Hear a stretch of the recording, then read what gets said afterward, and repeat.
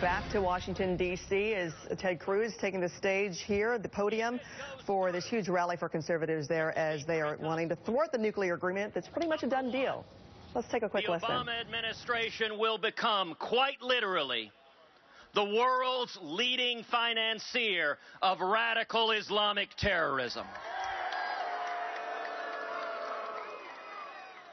If it goes through, $100 billion will flow directly to Iran, to the Ayatollah Khamenei. And billions of those dollars will go directly to Hamas, to Hezbollah, to the Houthis, to radical Islamic terrorists across the world. And those jihadists will use those billions to murder Americans, to murder Israelis, to murder Europeans. The second consequence of this catastrophic deal is that it abandons 4 American hostages in an Iranian hellhole, including Pastor Saeed Abedini, an American citizen, a Christian pastor, sentenced to 8 years in prison for the crime of preaching the gospel, including former Marine Amir Hekmati, including Washington Post reporter Jason Rezaian, including Bob Levinson. It is a disgrace for this administration to abandon Americans in Iranian hellholes. But the third consequence of this deal going through, if it does, is that it will facilitate and accelerate the nation of Iran acquiring nuclear weapons. There is no greater threat to the safety and security of America. There is no greater threat to the safety and security of Israel than a nuclear Iran. I agree with Prime Minister Netanyahu that a nuclear Iran poses an existential threat to the nation of Israel. And let me be clear, when he says existential, he doesn't mean a bunch of Frenchmen in black berets chain-smoking. He means literally going to the very existence of Israel. When Prime Minister Netanyahu addressed a joint session of Congress, a joint session that President Obama boycotted, that Vice President Biden boycotted, that every member of the cabinet boycotted. I participated in a panel discussion with Elie Wiesel, the Nobel laureate, the Holocaust survivor. And Elie Wiesel observed the one threat on the face of the earth capable of murdering 6 million Jews in an instant, in a flash of light, is a nuclear Iran. Elie Wiesel observed, never again means never again.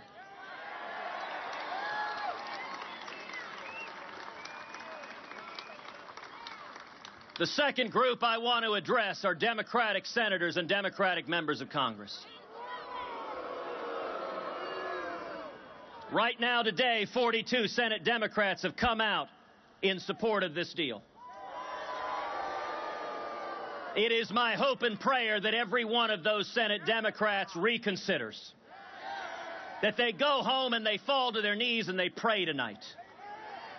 I agree with former Democratic Senator Joe Lieberman that this vote is quite likely the most important vote that any member of Congress, any member of the Senate will cast in their entire career.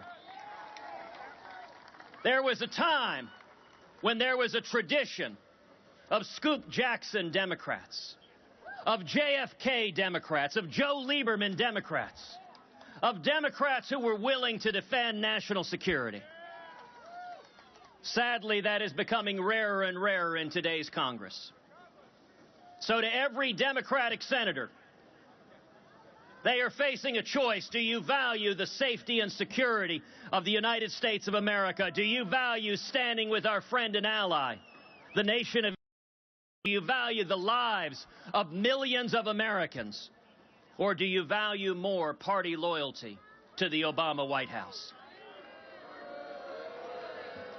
To every Democratic senator who said he or she will support this deal, I ask you to consider, how will you look in the eyes of the mothers and fathers of our soldiers, the hundreds of soldiers, American soldiers, who were murdered in Iraq with Iranian IEDs that came from General Soleimani, This deal lifts sanctions on General Soleimani.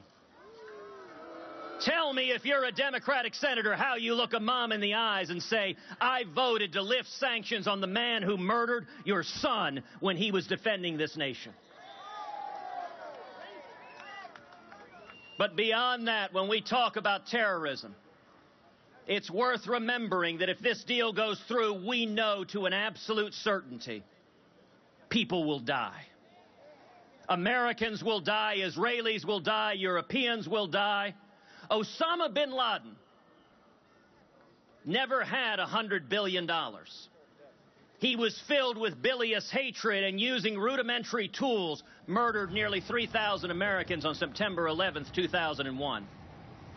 We're now talking about giving the Ayatollah Khamenei, a theocratic, homicidal maniac who hates America every bit as much as bin Laden did, giving him $100 billion to carry out his murderous plan. I want to ask every Senate Democrat, how will you look in the eyes of the mother or father or sons or daughters of those who are murdered by jihadists, those Americans who are blown up, those Americans who are shot, those Americans who are killed, those Israelis who are murdered? And let me be clear. If you vote to send billions of dollars to jihadists who have pledged to murder Americans, then you bear direct responsibility for the murders carried out with the dollars you have given them.